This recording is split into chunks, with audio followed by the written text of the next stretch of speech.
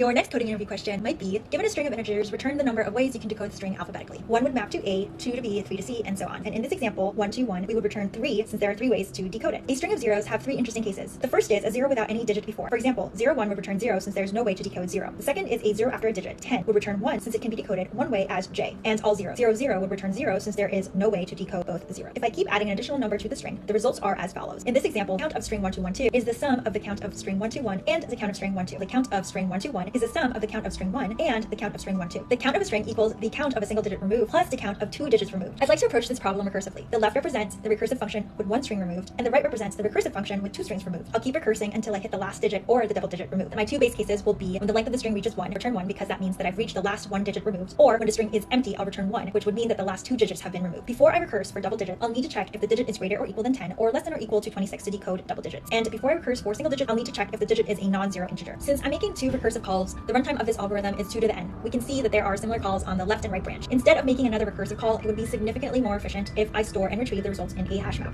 and only make the recursive calls if the parsed string has not been computed yet. One branch can end up doing all the recursive computation and reduce the runtime to linear. Let me organize my thoughts. The first step is to parse the string to retrieve the single and double digits removed. The second is to validate. Before making the recursive calls, I'll validate that the conditions are met, then optimize. I'll continue to add to the hashmap to improve runtime by reducing the recursive calls. And finally, compute. I'll compute by either making the recursive call or check the hashmap for the previous result. Here's my code.